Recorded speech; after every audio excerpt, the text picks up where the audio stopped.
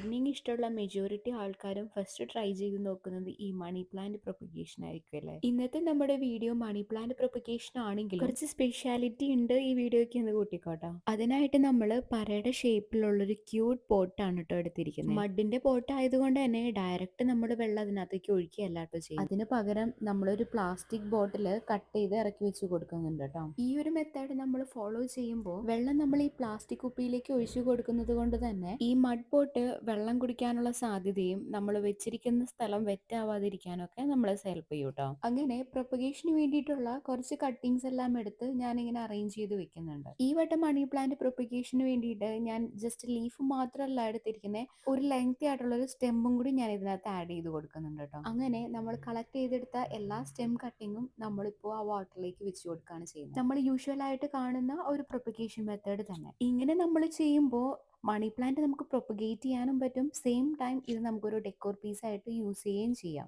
നമ്മൾ ഈ വട്ടം എടുത്തിരിക്കുന്ന മണി പ്ലാന്റ് എൻജോയ് പൂത്തൂസ് ആയതുകൊണ്ട് തന്നെ ആ ഒരു വെരിഗേറ്റഡ് ഡിസൈൻ ഒക്കെ ഈ ഒരു പോട്ടിന്റെ ഒപ്പം ബ്ലെൻഡ് ചെയ്ത് നല്ല രസമുണ്ടല്ലേ കാണാനായിട്ട്. ഇത്രയും അട്രാക്റ്റീവ് ആയിട്ടുള്ള ഒരു പ്ലാന്റ് ഡെക്കോർ നമുക്ക് ഇത്രയും സിമ്പിൾ ആയിട്ട് പ്രിപ്പയർ ചെയ്തെടുക്കാം. ഇതിപ്പോ നമുക്ക് ലിവിംഗ് റൂമിലോ നമ്മുടെ ബെഡ് സ്പേസിലോ അല്ലെങ്കിൽ ഒരു ഡൈനിങ് ടേബിളിലോ സെറ്റ് ചെയ്തിട്ടുണ്ടെങ്കിൽ നല്ല രസം ഉണ്ടാവും. അപ്പോൾ ഇന്നത്തെ വിശേഷങ്ങൾ ഇതൊക്കെയാണ്. Will see you in the next video. By.